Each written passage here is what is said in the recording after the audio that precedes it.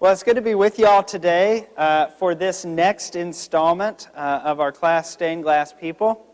We'll begin here shortly in prayer. But look at this, guys. We're already on session 7. I can't believe it.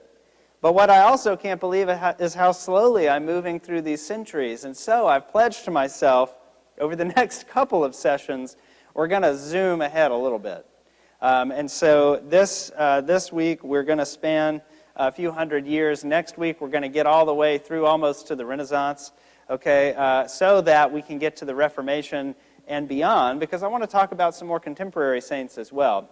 The other thing is, we're in a period of the church's history right now where pretty much every saint is just like the head of a monastic order, okay? And so I'm not saying that's not good. I'm just saying that it gets pretty repetitive after a while. So today we're going to talk about, we're going to talk about these two folks here, Caedmon and Alcuin, but I'm going to talk about some other things as well. But before we do that, let's begin in prayer. The Lord be with you.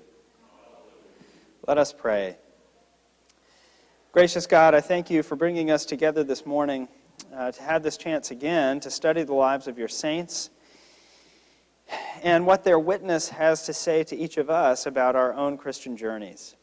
I pray that we would be inspired by the witness of the folks who we look to today, that we would always be reminded that we stand on the shoulders of all of those who have come before. For it's in your name that we pray. Amen. All right, the other thing I've noticed about myself in these classes, I talk too much. I don't know another way of saying it. I like to talk about the saints, and so the histories of each of these people gets a little ponderous, and so I also pledged to you today that my bios will be shorter and more succinct. We'll see if that holds true. I'm seeing some, oh ye of little faith, Tanner. I believe I can do it today. But we do have 5 saints that we're going to get through today. 5 saints. We do this every time. We'll talk about this. But I will say, like some of our, I've tried to group these because, of course, there are like loads and loads of saints, right? Like we could basically spend almost an infinite amount of time just studying the lives of the saints if we wanted to.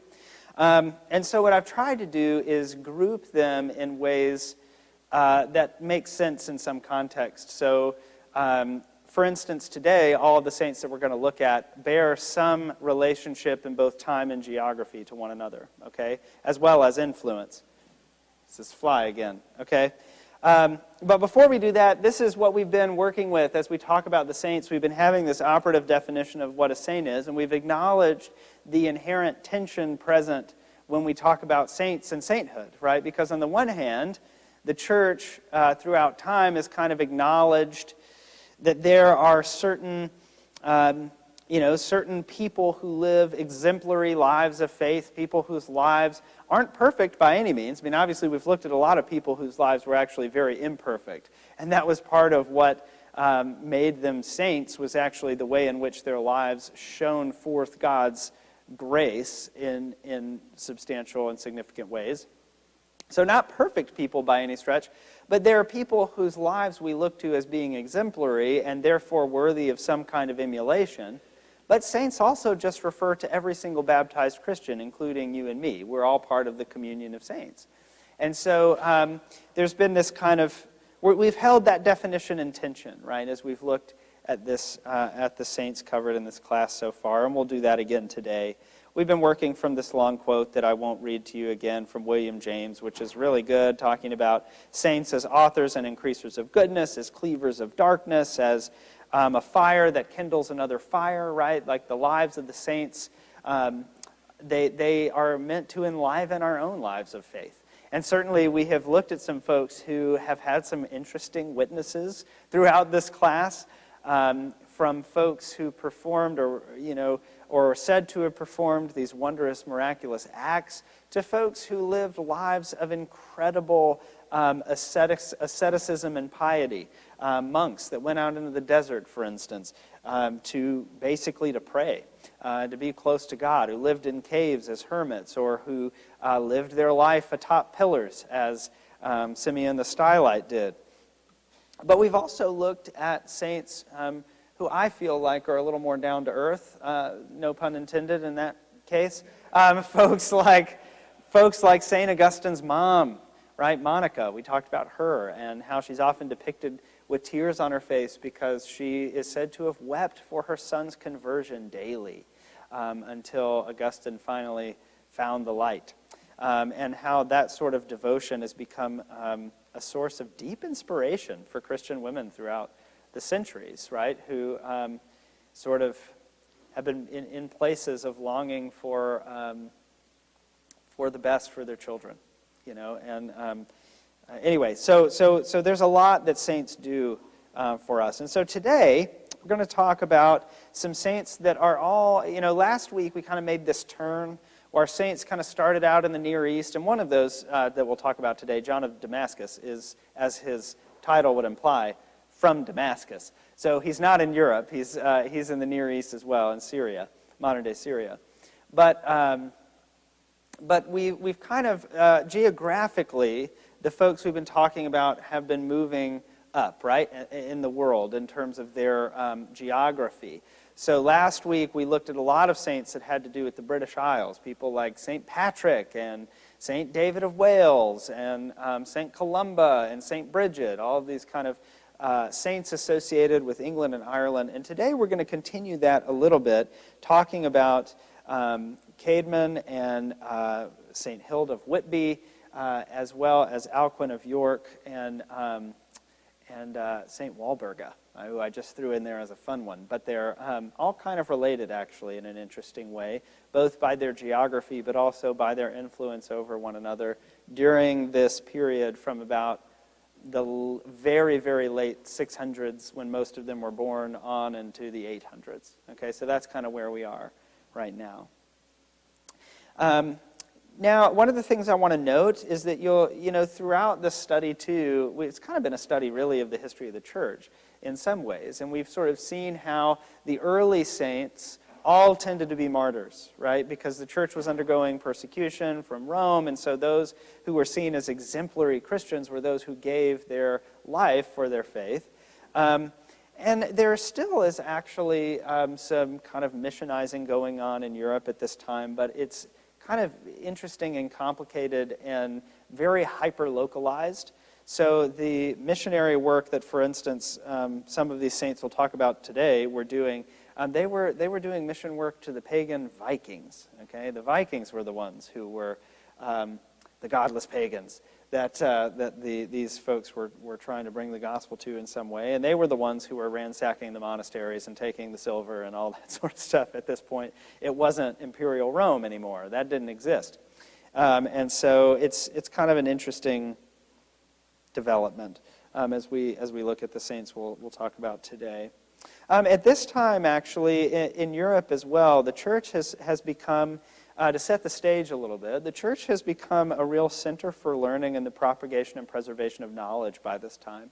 So you have these monastic communities that have sprung up, very large institutions, many of them, and they are devoted not just to work and prayer, but also to the preservation of knowledge. A lot of them are not just copying down biblical texts, they're also preserving classical texts as well, so like the writings of the Greek philosophers and things like that.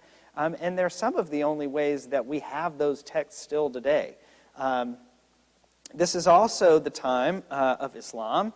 Islam is founded in the 600s, and it becomes very influential and ascendant very quickly, especially in North Africa and on into Spain.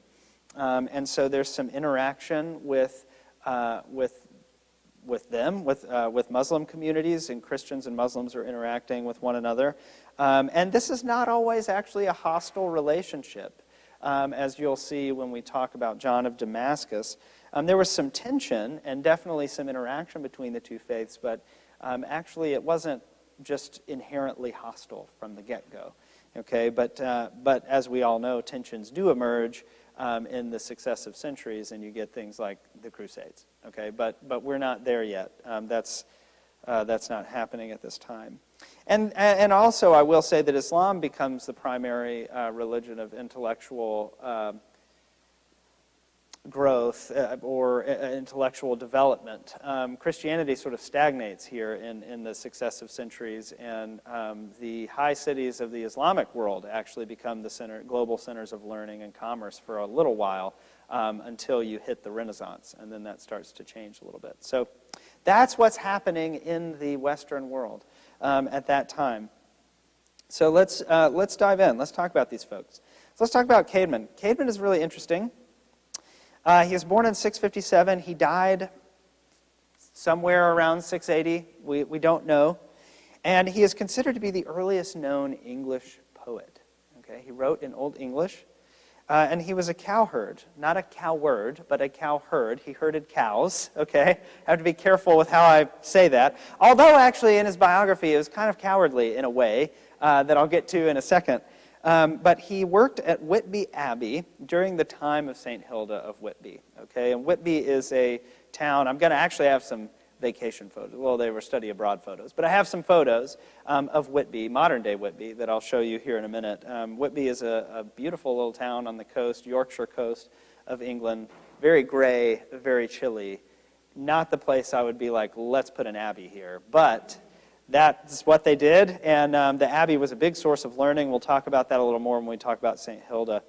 But what's interesting about Caedmon is even though he is the earliest named English poet, little is known about him because the story of his life is described really only by the historian Bede in Bede's Ecclesiastical History of the English People, which we've talked about Bede in some other classes. Bede's really important for what we know about the British Isles because Bede is about the only game in town when it came to a historian who was writing about them at the time.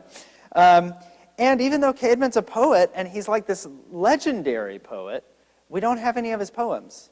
Most of them are lost, except for one, the Hymn of Caedmon, which we only have because Bede wrote it down, sort of, kind of, and we'll look at it in a second. And so it's very interesting, okay? Now, the story of Caedmon's life. So, according to Bede, he was one of the greatest poets of his age. But you would not have guessed this from his early life. And this is where I say it's kind of funny that he was a cowherd, but he was also a little bit of a coward because he was so shy about being in public and in public spaces that he didn't want to, when people would sing at parties, for instance, which is a thing that you did at parties, he would just be like, I got to go home. I'm out. I can't do it. Okay? And so he would leave the party. Bede writes that he would leave as soon as he saw a harp approaching him. Okay? That was like he saw the harp come out and he was like, nope, I got to go. I'm sorry. The cows aren't going to tend themselves. Okay? So, and it was only later in life that he began to write verse and compose songs. Okay, and poets were also seen as not just people who wrote stuff down, but part of how you conveyed your poetry was by singing it. You know, the idea of a bard, you know what I mean, a singing poet. So he was a lay brother who cared for the animals at the monastery at Whitby Abbey.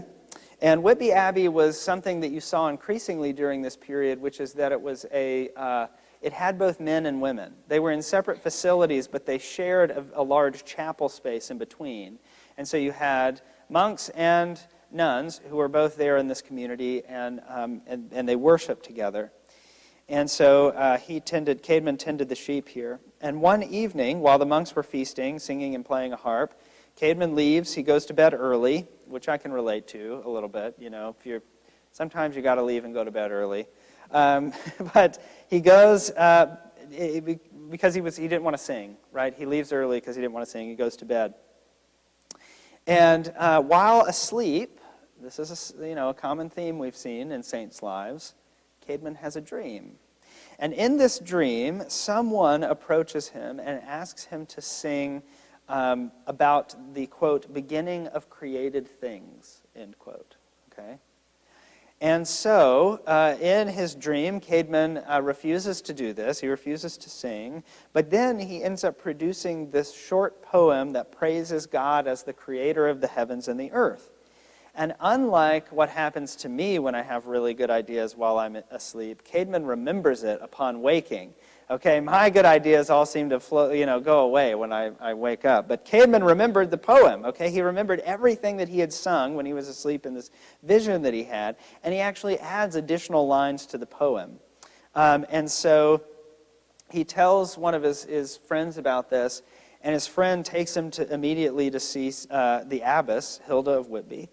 And he, plays the music for them, and they are just like blown away. They have like just this, this spiritual experience because of Caedmon's verse. And so he ends up actually, he writes more poems, and he is invited to take monastic vows. And then Hilda orders all of the scholars in the monastery to teach Caedmon sacred history and doctrine, which then Caedmon turns into verses. So as he's learning and growing in the faith and his instruction of the Christian faith, he turns these theological and academic concepts into song and verse, which I think is beautiful, right? I actually think poets are integral to the work of theology. And one of the things that I may talk about in a later session is how I have a theory shared by very few people that one of the most influential theologians in the Anglican stream of the Christian faith is actually the poet Samuel Taylor Coleridge. But that's for another time. But here we have Caedmon doing this, okay? And then it says, after a long and zealously pious life, Caedmon dies like a saint. He receives a vision of his death before he dies, and he just kind of like greets it peacefully. I think it was, who was it? Was it Columba, I think, last time, who had a similar thing where he envisioned his own death in a dream, and he goes and prays at the altar and dies there praying. And that's how he died, So similar thing here. And one of the sources I looked at preparing this said that Bede's point in his story about retelling Caedmon's life in this history is that poetry is transformational, mystical, and God-given. Because according to Bede, quote, no other English poets could compare with Caedmon, the humble latecomer to the faith, not trained by human teachers, whose poetry in turn transformed and inspired those who read it in the Anglo-Saxon period and beyond. Like, poetry has this transformational power, which I love and also just agree with. I think that is true. So that's Caedmon. Also, if you happen to be anywhere adjacent to the contemporary Christian music scene in the 90s, you know of a band called Caedmon's Call. Does anybody know? Oh, yeah. That's good stuff. Holds up a little bit. Okay. Oh, and here's the hymn. So I talked about the hymn. This is a translation by Elaine Treherne, who is one of the world's foremost medievalists, so I trust her translation to be pretty decent. And it's this: now we ought to praise the guardian of the heavenly kingdom, the might of the Creator and his conception, the work of the glorious Father as he of each of the wonders, eternal Lord, established the beginning. He first created for the sons of men heaven as a roof, holy Creator. Then the middle earth, the guardian of mankind, the eternal Lord, afterwards made the earth for men, the Lord Almighty. And we could talk about this poem and analyze it. Sadly, we don't have time. But maybe we'll come back to it in the Q&A if I don't talk as much as I have been. But this is the only surviving little scrap of Caedmon's writing that we have, and was clearly influential to another person named J.R.R. Tolkien. Okay, you may have heard of him, I don't know. He wrote this this little book called The Lord of the Rings. Anyway, not many people have read it. No, actually, I have to confess something that Carly makes fun of me for constantly. She is a huge Tolkien fan and actually has the Tree of Gondor tattooed on her foot. And I have only ever seen the movies. And I know. It's shameful, but there it is. Okay, so let's talk a little bit about Hilda of Whitby. Now you can see Hilda here looks similar to Caedmon because this depiction, as well as Caedmon's depiction, comes from a very tall cross that was erected in the late 1890s in Whitby. I've got a picture of it in a successive slide, and so that's where these depictions come from. Hilda of Whitby is very interesting because she is a woman of significant consequence at the church in the church at the time, for reasons that we'll talk about shortly. She was born in 614. She died the 17th of November, 680. We don't know when Caedmon died, but his death date is also attributed to be in the year 680 to align with hers in the tradition. So there you go. She was the founding abbess of the monastery at Whitby, which you will see is a pretty substantial place. It's in ruins now, but even still, it was a big thing. And she played a really important part in something called the Synod of Whitby in 664, which we'll talk about what that is and why it's important here shortly. So let's talk about Hilda, okay? Or Hild. Sometimes her name is spelled without an A. Sometimes it has an E at the end, but same person, Hilda of Whitby. She was the grandniece of King Edwin of Northumbria in England. So she herself was an Angle, okay? The people who England, right? England is named after her now. She was born in 614, as I said. She was baptized in 627. Okay, so not as an infant. She was baptized in 627 when the king and his household became Christians. So she grew up in a pagan household, and then the household converted later. In 647, she decided to become a nun, and under the direction of St. Aidan, who we didn't really talk about but is an important figure, she establishes several monasteries. Her last foundation was at Whitby, and it was what was called a double house, which is what I said is a community of both men and women who sort of share the same chapel. And Hilda, and this is very interesting, Hilda was the governor of both. So she was the head of the entire complex, which would have been actually rather rare for the time. Usually whatever the abbot was at the monastery would have been kind of over the whole thing, but Hilda was in charge. Here in Whitby. It was a great center of English learning. It produced 5 bishops came out of there. Okay, so this was like they were churning folks out. This was like the VTS of Episcopal seminaries. That's an inside joke for me and Tanner only. But yeah, I mean, it was a big center of learning, and it was here that one of their stable boys, Caedmon, became this incredible phenomenon with his poetry. Let's see. So the Celtic peoples of Britain had heard the gospel well before 300 AD. We talked a little bit about that last time and the time before. But in the 400s and the 500s, a massive invasion of Germanic peoples, Angles, Jutes, and Saxons, y'all may remember some of those names from history class. It's been a while since I've had to say those. Forced the native Celtic people out of what is now England and into Wales, Ireland, and Scotland. So they sort of pushed them out. And all of these invaders were pagans, and so missionaries from from Ireland and Scotland were sent to. Okay, good. My sister just sent me a text message, and it didn't show up there, so that's good. Okay. The invaders were pagans, right? And so from Scotland and Ireland, they send these Christian missionaries back to where they just lived to try to convert these pagan invaders, basically. And what ended up happening here is there was this kind of tension between the Celtic tradition that was present in that part of the world and the Roman tradition of the Christian faith that was predominant in continental Europe. Okay? Now, these two traditions differed not so much in doctrine. It wasn't like Catholic versus Protestant or anything like that. The doctrine was pretty much the same. They mostly differed in practice. And some of these practices were pretty significant, like the dating of Easter, for instance. So the Celtic tradition celebrated Easter on a different time than the Roman tradition did. And I think I mentioned this before, but for some bizarre reason in the life of the church, the dating of Easter has caused a tremendous amount of heartburn.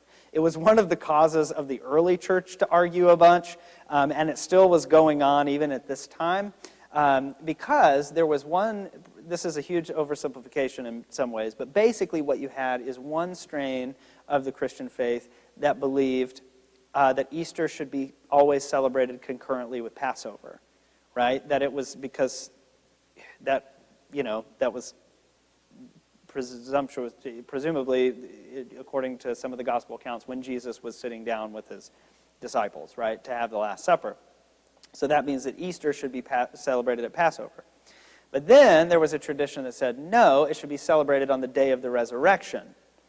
Okay, and so these two times of when you would have Easter were different, and so people, and this still kind of happens today a little bit, in the sense that the Eastern Orthodox celebrate Easter at a different time than the Western Church does.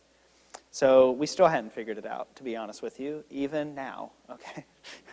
So, but that was happening, okay, I don't want to get too far off on that, but that was happening here between the Roman tradition and the Celtic tradition, and so what did they have to do? Well, they needed to meet to figure this out, okay, to talk it out, to meet about it. We love councils in the church. We just love them. Oh, we love councils. And so they called this thing called the Synod of Whitby, named because they met in Whitby in the year 664, and they met at the monastery there to consider what they were going to do. Were they going to go with the Celtic way? Were they going to follow the Roman custom? How was it going to go? They ended up going with the Roman custom, thereby kind of establishing a pattern that persists to this day. Hilda is venerated because the role that she played in this, she herself actually preferred the Celtic custom.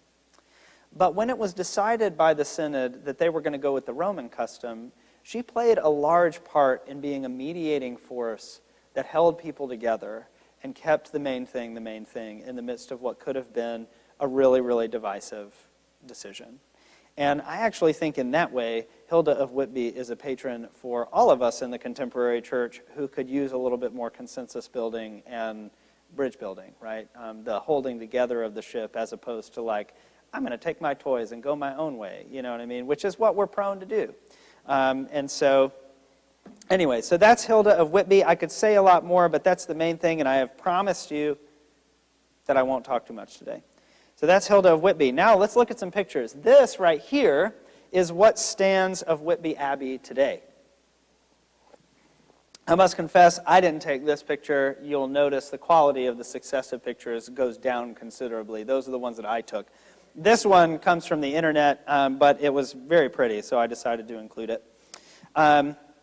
Here's the town of Whitby today. It's kind of, so what you don't see in this shot is there's like a bay right in the midst of the town, and it's kind of along these two kind of hillsides, a really pretty little town. There it is, see the water there, and there's the Abbey up on the hill, very dramatic up there. Whitby is also, just if this is helpful information to you, is said to have the best fish and chips in all of England at a place called the Magpie Cafe. Highly recommend. I did not include pictures of that because I could not find one dignified of me eating it, but it is very good. So here's that cross I was mentioning to you, and that's a picture. These are pictures that I took. There's Caedmon, and there's, and there's Hilda over there. And they're kind of like stacked on top of each other on the beam of this stone cross. It's very beautiful and very, very tall. Like it's a very big monument there. There's some more pictures of the Abbey. It's surrounded by this old cemetery. There's all these gravestones everywhere. This is also factors heavily in Bram Stoker's Dracula, so it's a very good Halloween-y place to consider. But it's really, really a neat little town. Okay, so that's Whitby. Let's talk about John of Damascus.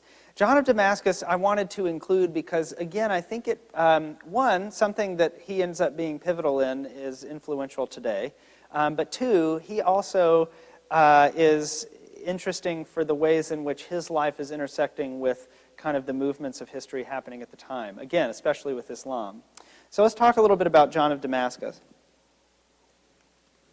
Oh, I'm doing good. We can bring this in. I have faith. John was born, as his name would imply, in Damascus in 675 or 676, we don't know, to a prominent Christian Arab family. Okay? And his father, whose name I do not want to butcher and so will not try to pronounce, but it looks really cool, served as an official of the early Umayyad Caliphate. Okay, so one of the first Islamic caliphates. His father was like in the government in the midst of that, okay, as this Christian Arab family. And this is what I mean when I say that it wasn't always just conflict between Christianity and Islam, okay?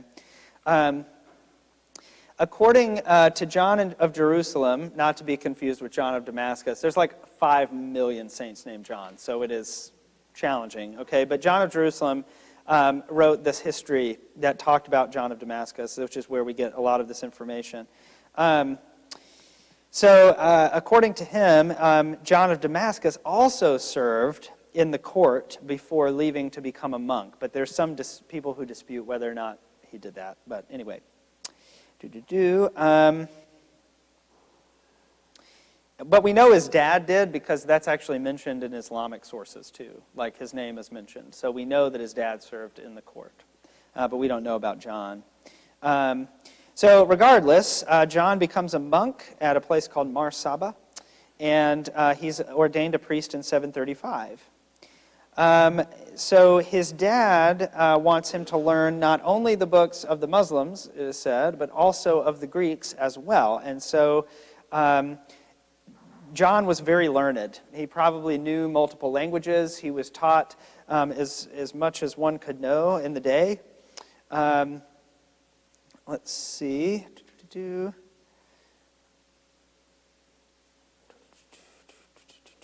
And not just in terms of theological education as well, but I mean, he learned math and stuff too. It was said at the time that his mathematical knowledge and prowess rivaled that of Pythagoras. Okay, so it was like he was just this really brilliant guy, who then again becomes a priest and a monk.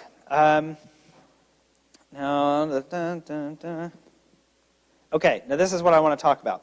So, one of the things, amongst many, so John also wrote some theology that was very influential, specifically around this concept called perichoresis, which is one way of understanding not only Jesus' relationship to his humanity, but also the relationship of the persons of the Trinity to one another. Okay, so John wrote some influential theology, but one of the things that John is very famous for is he was an iconographer himself. He was an artist, okay, who wrote. You don't paint icons, you write them. Icons like this one, which he did not do of himself. But there was a controversy going on at the time around whether or not you should depict holy people, like whether or not you should depict Jesus or Mary or whatever, right? That actually may be blasphemous. And if this sounds something like something that, well, I'll just say that's something obviously, right, that Muslims hold very, very closely, is that you should not depict the prophet. You should not do any sort of depiction of God, which is why their calligraphy is out of this world insane, is because the written word is seen as what you should do. That's fine, but don't physically depict, either in a painting or as a statue or whatever, the prophet or God or what have you. And so this debate was happening in Christianity too, and happens later, actually, during the Reformation, when you have people like the Puritans who think it's idol worship to have things like crucifixes in a church. And so they go and they topple the statues and they whitewash the walls and stuff like that. So this is something that kind of comes back around later in the church's life. But we have, you guessed it, a council, because we love councils. It's the Second Council of Nicaea that happens. And one of the things that the council talks about is this idea of icons. And should we have them? Are they sinful? Are they, And in no small part to John's eloquence and his defense of them, they were deemed like, no, that's actually okay. As an aid to devotion, having a depiction of Mary and the Christ child is actually, that's fine. That's okay. We're not worshiping the image itself, but the image is helping us to worship, right? And so John, in that way, actually becomes incredibly important, right? Not just in the history of the church, but also if you've ever been enriched by, say, a stained glass window or any kind of depiction of Jesus. Thanks, John, right? John was there for us. So that's John's life and witness. Okay. Again, much more to him, but we need to talk about Walburga. So, St. Walburga. I wanted to throw her in because there are towns nearby us named Walburg, aren't there? And there are other Walburgs in other places. I don't know if our town is named after St. Walburga, but the actual Walburgs in Europe are named after St. Walburga. So here we go. She was born in 710. She died on the 25th of February, 777, or 779. We don't know. But the date of 25th February is when her feast is celebrated. There's a lot about her that is worth talking about, but the main thing that she's remembered for is she was one of those people from England that kind of went into continental Europe to do faith-based work, whether that's mission work or whatever. And in doing that, she, let me see if I can actually find the, okay, yes. So she ends up writing this biography of some of her family members and their travels to like the Holy Land and things like that. And so because of that, she is often thought of as being the first woman author from either England or Germany for writing these family histories that she composed herself. They weren't like copied from something else, right? She wrote them. There's also some interesting, we talk about saints after their death. Sometimes they're venerated because of things that happen after they die, not when they are living. And St. Walburga is a good example of this because her remains are still said, actually, to once a year. This is going to sound kind of gross, but I don't know. I've tried to come up with some way that sounds less gross, but there's no way to make the word secrete sound not gross. So, but her remains are said once a year, even to this day, to secrete this like mysterious, sweet-smelling liquid called Walburga's oil, and it was basically used as healing oil to anoint people, and they would be cured of their infirmities because of this mysterious oil that came forth from Walburga's remains. Anyway, I tried to look up, like, could you buy some Walburga's oil? You know what I mean? Like, the Catholic Church loves to sell you, like, little things, right? So I thought, surely it must be out here somewhere, and I could not find it. I was a little disappointed. I was like, not even for, like, a really hefty price? I don't know. But anyway, so I couldn't find a picture or anything of like a vial of Walburga's oil, but that is one of the miracles attested or attributed to her. But she was actually pretty influential at the time, and like I said, was remembered and is remembered as being the first woman author in both England and Germany. So there's Walburga. Now, look at this. We're concluding. This is our last saint of the day, Alcuin of York, and that'll give us about 10 minutes to chat.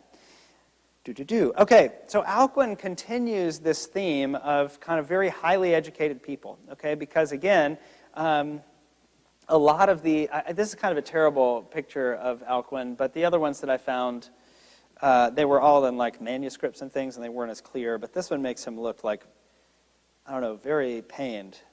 The sun was not kind to Alcuin, I guess, and he did not moisturize. I don't know. But Alcuin was one of these high, in fact, he was considered actually to be like the most brilliant mind of his day. And as one of my bullet points points out, he served in Charlemagne's court. Okay, so this gives you, again, an idea of what time period we're talking about. He was a scholar, a clergyman, a poet, and a teacher, and he came from York in Yorkshire, in Northumbria. And he has a strong connection to Whitby and Whitby Abbey, which I'll talk about in a minute. But the other thing that's important to note about this is that one of the things that was decided after the Synod of Whitby was when they decided to go with the Roman stuff, one consequence of that is that the kind of main location of ecclesiastical life in North England moved from Iona, / Lindisfarne, where you had stuff going on, to York. York became the sort of hub of Christian life in North England at the time as a consequence of the Synod of Whitby, and Alcuin is kind of a product of that in some ways. So he becomes, at the invitation of Charlemagne, actually, he becomes a teacher and scholar in the court, and he remained an influential figure there in the 780s and 790s. He taught many of the dominant intellectuals of the time. He was super important and influential at the time. He's also famous for, people debate about whether or not he invented this or whether or not he just perfected it, but he is known for also perfecting Carolingian minuscule font, like capital letters and lowercase letters. That was very beautiful. I should have actually included a slide with a picture of it. But not only is it beautiful, but it allowed monks to copy text much quicker. And because of the capital and lowercase letter thing, it made them easier to read, too. Made text easier to read. And so he ends up being very influential in that way as well. So he's just all around, kind of a brilliant guy. Let's see. So Alcuin, when he's a boy, he goes to the cathedral in York that had a school there, still has a school there, actually, and they still talk a lot about Alcuin in the city of York. That's where I studied when I went and took those pictures of Whitby, and he's still very much a figure there. And the bishop at the time is a guy named Egbert.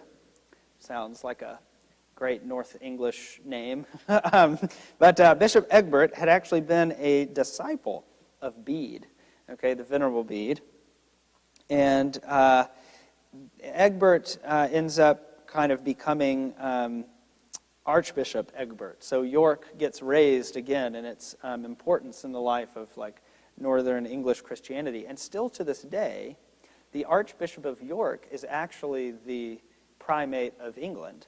The Archbishop of Canterbury is the one that we talk a lot about because he's seen as the figurehead of the Anglican Communion, but it's actually the Archbishop of York who's the primate of England, even today, which is kind of interesting. Okay, so Alcuin takes this school in York, which was already renowned as a center of learning in the liberal arts, as well as the sciences, and he elevates it. He was a deacon in the church, but was never ordained a priest. And so there's no evidence that he actually took monastic vows, but he lived his life as if he had taken monastic vows. And so he was very disciplined and regimented. His faith was very disciplined and regimented. And it's actually while traveling to Rome to petition the Pope for official confirmation of York's status as an archbishopric that he runs into Charlemagne. I don't really know how, but in his travels, I guess, their paths intersect. And that's when Charlemagne is like, no, you need to come and be in my court. You need to come over, this is where it's at, And that's how that ended up happening. Alcuin was not really thrilled about this, actually, for a while, but he felt like God was calling him to do it. And so he was like, you know what? I'll go and serve King Charles for a while. So that's what he did. He was the master of the School of Charlemagne in Aachen in 782, which was founded by the king's ancestors as a place for the education of royal children. But Charlemagne wanted to expand the curriculum to include the liberal arts and, most importantly, the study of religion. And so that's what Alcuin helped do. Now, this is really interesting, and this is the last thing that I'll say about Alcuin before we talk about the end of Alcuin's life, which is that in his role as advisor to Charlemagne, Alcuin pushed back on the emperor's policy of forcibly baptizing pagans upon pain of death. Charlemagne's strategy was, we conquer you and you get baptized. And Alcuin was like, that is not how baptism works. That does not have theological integrity and is actually abhorrent. So we should not do that. Alcuin's quoted as saying, faith is a free act of the will. It is not a forced act. We must appeal to the conscience and not compel it by violence, he said. You can force people to be baptized, but you cannot force someone to believe. This was Alcuin's stance. And what's most interesting to me about this is that actually Alcuin was persuasive. And Charlemagne abolished the death penalty for paganism in 797 on account of Alcuin's influence and the argument that he made. And I think that's really interesting. Let's see. Oh, Alcuin is also credited with inventing the first known question mark. So there you go. It doesn't look like the question marks we use today, but nevertheless, he is credited with inventing it. Before that, you didn't have that. You didn't have a question mark. So that's kind of interesting as well. He died on the 19th of May in 804, 10 years before the emperor died, and he was buried at St. Martin's Church under an epitaph that read in part, "Dust, worms, and ashes now, Alcuin my name, wisdom I always loved, pray, reader, for my soul." And so that is Alcuin. So those are our 5 saints for today. I did okay, still not as well as I would have liked, but we did do a little review before we started, so I'm still counting myself as having finished on time. But is there anything about any of these folks that strikes you as kind of interesting? I mean, again, the point of this class, I hope it's interesting, I hope it's engaging, but it's not just to learn some interesting facts about kind of random historical figures, but also to contemplate how these folks whose witness has been viewed by the church as edifying and exemplary in some way might teach us as individuals walking and talking and breathing and eating in the year of our Lord 2022 about what it looks like to follow Jesus now. And so is there something about any of these folks that we talked about today, or maybe even in an earlier session, that kind of strikes you or has made you think differently about your own faith? Yeah, Ken.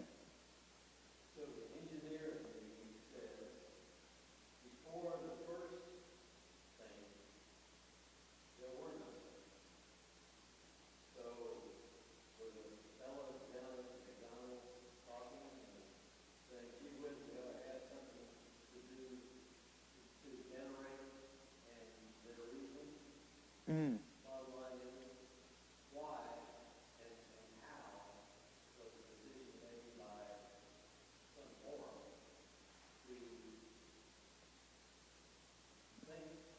Sure, yeah. No, that's a great question. So why did saints come about, and how?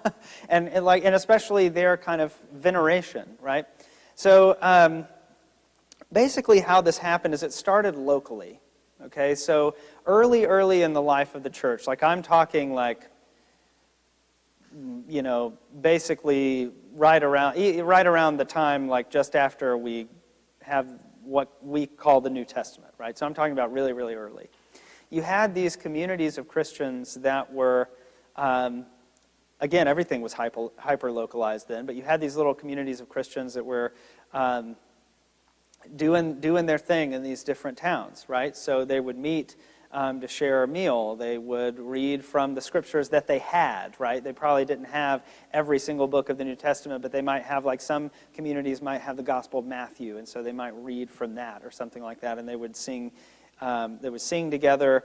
In some cases, especially if this was a community that had been that was heavily Jewish in its makeup, they would kind of just do what they had done as observant Jews, but sort of spin it a little bit differently in their worship, obviously, to talk about Jesus as the Messiah and salvation, et cetera, et cetera. And then, as you had these communities of faith that were springing up everywhere, you had people within them who were looked to as these really exemplary figures. You know, people who dedicated all of themselves and their resources to ensuring that the gospel was spread, ensuring that the work of the church could go on.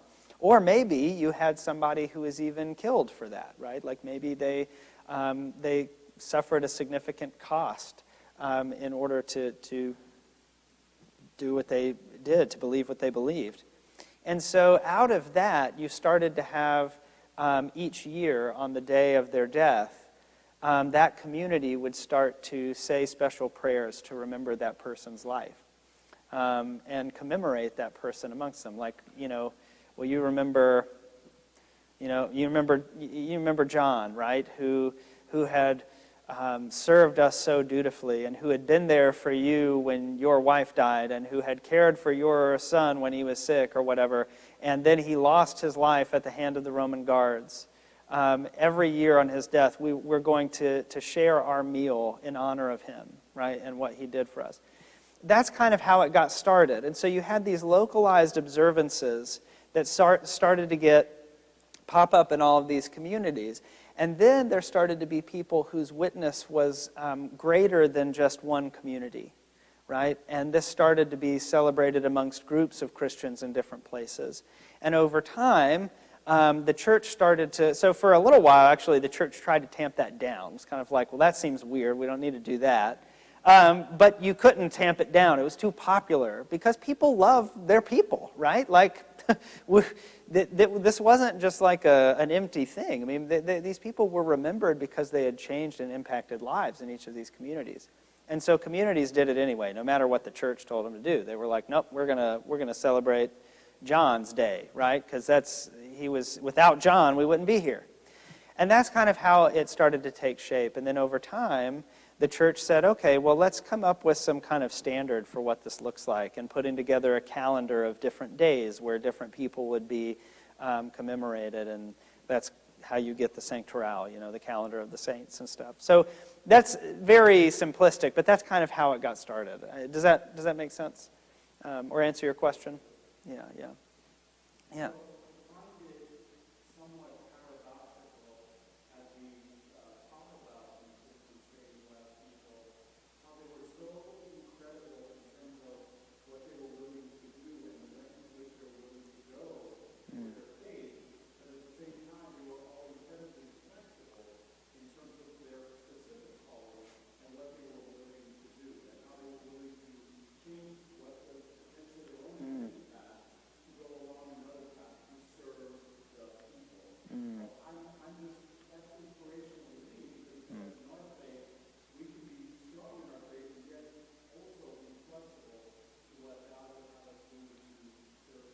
That's right. Oh, that's a really, really good insight. Yeah, I mean, so many of these, of the lives of the saints are really, I think of them as being saints, as being, one image that I think of as saints are people who are deeply rooted.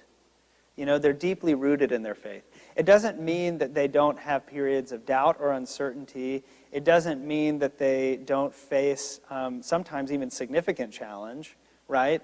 But that in the midst of all of that, their roots are so deep that all of those things blow them one way, blow them the other way, and yet they remain sort of firmly planted in their faith. And that embodies itself in the ways that so many of them, their lives took twists and turns they didn't imagine. In many of their lives, like, I know Columba did this, but I think Patrick too, basically, they got in a boat and were like, all right, Jesus, take me somewhere. And wherever I'm going to end up is where I'll do your work, right? Like that kind of idea. Same thing with, we talked about St. Ambrose, for instance, and like there's this whole set of saints that get ordained against their will. It's like forcibly ordained, right? And Ambrose was one that we looked at where there was this dispute in Milan over who was going to be the next bishop, and there was this theological controversy where you had Arians on one side who were later deemed heretics, or who were at that time even really deemed heretics, and then you had sort of more Orthodox Christians on the other, and they were at loggerheads, and it was a moment of potential division and strife, and you have Ambrose stand up, who's just like an attorney, and he just stands up in the midst of them and is like, guys, I think we could go a little bit of a different way here, right? Like, I think orthodoxy is the way that we should go, but we also shouldn't, like, kill our neighbors, because that's sort of like in violation of God's will, for us as people. And then they were like, oh, this guy should be bishop, And so they, in one day, like, baptize and ordain Ambrose. Well, it was in a week, but still, that's like a lot to happen to you in a week, right? And so I think about people like that in the ways that, Ambrose certainly did not think, you know what I want to do? I want to be Bishop of Milan. And yet, right, God used him in a specific way and called him into a place that he never imagined. And I am inspired by that too in the lives of the saints. The ways that they all stand as examples in one way or another, that there's no way we can have it figured out and plotted out, even though we really want to. I at least really want to. I'm the kind of person who's like, I want to know what my trajectory is going to be. I want to know what the next step is. I want to plan. I want to have it all figured out, right? I don't want to be caught unaware. And the saints are like, sorry, bro, your whole life is going to be that. It's all going to be being caught unaware by God's serendipity, but he'll show up for you in the midst of it. So I love that. I love that. Anything else? One more. Anybody else? Yeah, Tanner.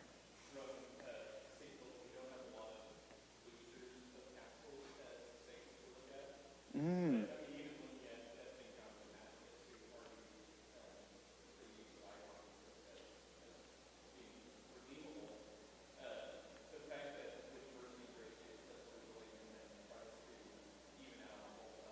Mm. Mm. Mm-hmm.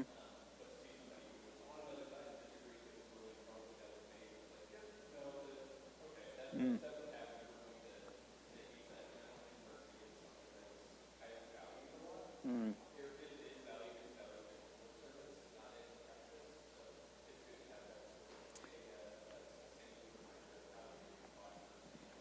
Mm. Man, that's really good too. Yeah, that the observation that we don't have a lot of, and this goes for history more generally, right? Where it's like history is written by the victors, so we don't have a lot of examples of saints who lost. They may have lost their life, but ultimately were on the right side, right, or whatever. And certainly in controversies surrounding church councils, you don't get, usually the loser is also deemed a heretic and banished from the record in some way, right? But in Hilda's case, you don't see that. You see someone whose side didn't win, if that's even the right language to use, right, of winners and losers, but who remained faithful and actually was a mediating voice in the midst of conflict. And you don't see that often. I also think that part of that may have had to do with the nature of what was at stake in the Synod of Whitby, as opposed to the nature of the divinity of Christ, which was at stake in the councils of Nicaea and Chalcedon and whatever. But at the same time, I think that's a really good point, because I think we tend to want to make everything do or die in the life of the church, right? We want to, everything is a deal breaker. It's an ultimate concern, even if it's not. Even if we're not debating about the divinity of Christ or whatever it may be, we elevate it to be of that level, and then we tear each other apart over it, and my whole sermon today is about Christian witness and the witness of the church corporate.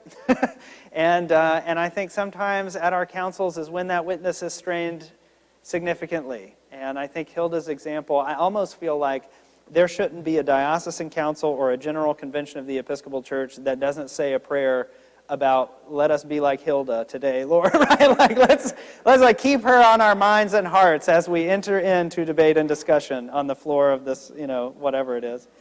But I think that's very perceptive. Well, thank y'all for this, for your comments and for your observations. I really appreciated those, and I'm going to keep next week's session brief as well. I want to do more of that. I want to discuss more and have me talk less. The other thing is next Sunday is All Saints' Day. So there is no better day to come to a Sunday school class about the saints than All Saints' Day. It also happens to be, though, the time change, so don't miss it, right? Or whatever could happen there, we'll just note that. And next week I'll also say, and I didn't plan this, but we just so happen in the span of history to be at the time when next week we're going to talk about St. Richard. So a saint that I feel like all of us here should know something about at least. So we're going to talk about St. Richard, as well as St. Francis of Assisi and Julian of Norwich all next week, which are some great saints. So, so good. I know. They're so good. So I look forward to next week and being with you then. Let us go in peace. Thanks, guys.